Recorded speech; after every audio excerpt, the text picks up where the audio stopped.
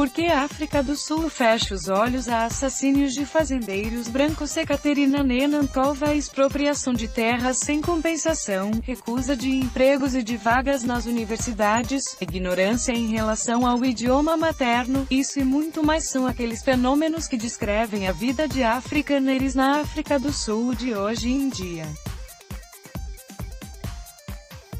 Porém, há coisas ainda mais tenebrosas das quais, claro, pouco se fala.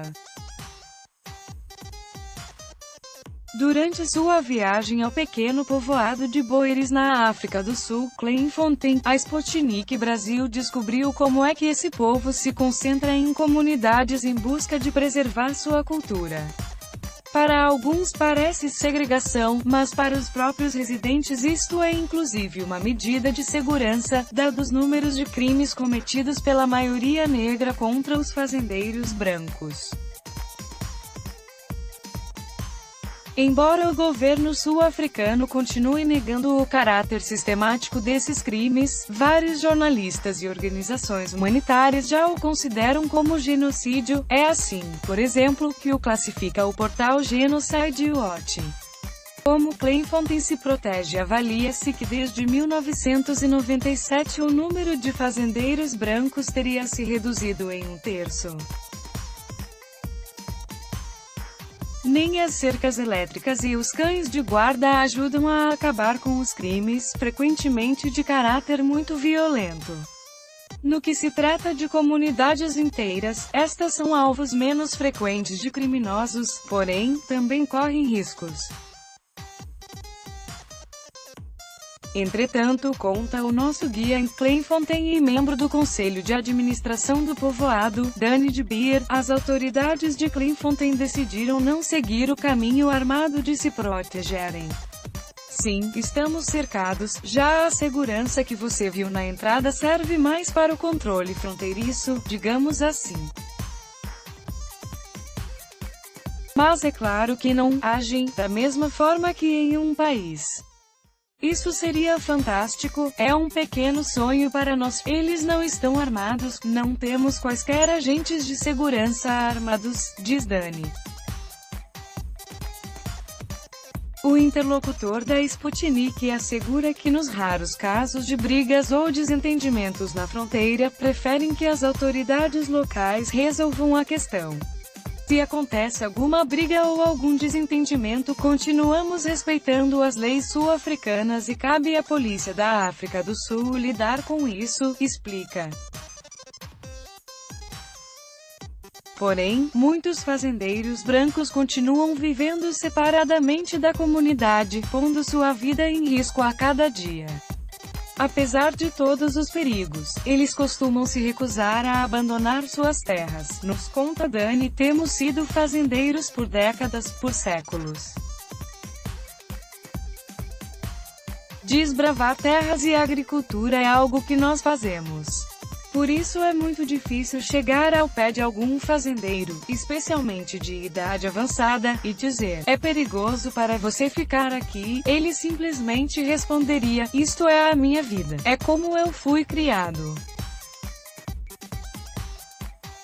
É algo que meu pai fazia, que meu avô fazia. E você explicaria, um fazendeiro da casa vizinha foi assassinado na semana passada, mas ele simplesmente se recusaria a se retirar daquelas terras, confessa. Como se abafam as mortes? Outra coisa que provoca preocupação, não só dos afrikaners, mas também de organizações humanitárias, é a ignorância do governo sul-africano e das principais mídias locais e internacionais em relação aos crimes nas fazendas. Em vez de reconhecer o horror que a população rural branca está vivendo, diz Dani, as autoridades encontram pretextos para o explicar. A arrogância e a satisfação com as quais a Nova África do Sul lida com o assunto do assassínio de fazendeiros é inédita. Eles simplesmente afirmam que são crimes isolados, normais, explicam que os fazendeiros são alvos fáceis, pois não têm cercas elétricas, não têm guardas. Então, na opinião deles, é mais fácil atacar uma fazenda. Mas uma fazenda pode abranger uns 10 a 15 quilômetros. Você tem que viajar, você tem hora que andar a pé, hora pegar um veículo e ir deliberadamente para tentar atacar aquele fazendeiro. Não seria muito mais fácil ir para uma cidade, onde tem vivendas em frente de você mesmo? Se indigna o nosso entrevistado. Para ele, as ações criminosas contra fazendeiros brancos na África do Sul são evidentemente algo premeditado e vingativo, ou seja, um ato de ódio. Aquelas pessoas refutam que os afrikaners estejam em perigo. Elas negam que haja ódio racial na África do Sul, que a cultura afrikaner esteja ameaçada, que os assassínios de fazendeiros sejam orquestrados. Dizem que é um crime comum, prossegue. Globalismo versus nacionalismo. Aliás, o fato desta situação quase não receber atenção midiática para Dani tem a ver com a narração liberal e globalista que afeta cada vez mais países. Lutar contra todo mundo liberal que não gosta de culturas diferentes, que não gosta de afrikaners étnicos, que não gosta de nacionalismo de qualquer jeito, é difícil. Enquanto você deve ser um americano orgulhoso, um afrikaner orgulhoso, eles afirmam que você deve ser um filho do mundo, manifesta o interlocutor da Sputnik. Na opinião dele, isto não funcionou antes e não vai funcionar agora, o que pode ser refletido na crise das estruturas da União Europeia, com visões cada vez mais divergentes e aspirações de saída de vários membros. Em uma conversa com a Sputnik, Dani expressa sua teoria sobre aquilo que contribui para a perda de identidade nacional, a coisa que o movimento afrikaner descarta e que tem atingido o continente europeu ao longo das últimas décadas. Para ele, a principal razão para isso é a importação de mão de obra. Boeres são descendentes de holandeses, do Cabo Oriental. Logo começaram a se misturar com os indígenas, eram fazendeiros, depois veio a colonização britânica, houve elementos de escravidão. Depois os afrikaners disseram, olha, o poder britânico não vai funcionar aqui, e eles foram para norte, tiveram que lutar contra bantustões e diferentes culturas de negros. E foi uma época em que o afrikaner na verdade ficou forte. Os boeres eram respeitados como uma nação forte e valente. Mas tivemos nossos erros no passado. Aí chegou um período de preguiça, e foi naquele momento que perdemos nosso país, relembra Dani, se referindo à época em que os afrikaners começaram a empregar negros para fazer o trabalho em vez deles. É esse mesmo cenário que, passados muitos anos, acontece hoje em dia na Europa, adverte Dani.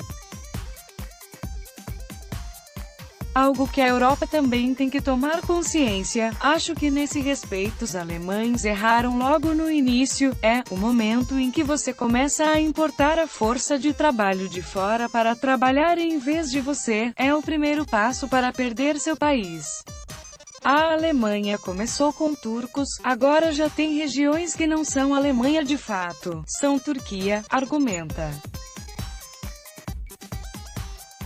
Nosso guia por Kleinfontein expressa suas reflexões em meio a um cenário verdadeiramente deslumbrante, no mesmo lugar onde mais de 118 anos atrás ocorreu uma das mais acirradas batalhas da Segunda Guerra dos Boeres contra os britânicos. Direitos autorais Sputnik, Ekaterina Nenankova. Direitos autorais Sputnik, Ekaterina Nenankova. Direitos autorais Sputnik, Ekaterina Nenankova. Direitos autorais Sputnik, Ekaterina Nenankova. Direitos autorais Sputnik, Ekaterina Nenankova. 1/5 Direitos autorais Sputnik, Ekaterina Nenankova. Cemitério de combatentes que morreram na Batalha de Diamond Hill. Em Clairefontaine, por baixo do declive ficam dois cemitérios, um para os habitantes de Clairefontaine, e outro acolheu os heróis que pereceram em um combate com vantagem numérica esmagadora do inimigo. A Batalha de Diamond Hill, Dunkerque em Afrikaner, aconteceu nesta mesma propriedade. Vamos passar pelas áreas onde mais de 100 anos atrás os boeres atiravam com rifles contra os britânicos, então estas terras têm um valor histórico muito grande para nós. Nossos antepassados morreram aqui, tem sangue deles aqui. Os britânicos eram 30.000 e os boeres eram 3.000, morreram 2 boeres e 28 britânicos.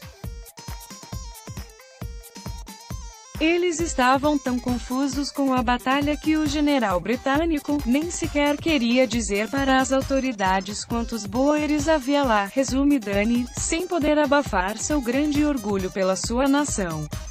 Não perca outras reportagens sobre a viagem a Clairefontaine na Sputnik Brasil.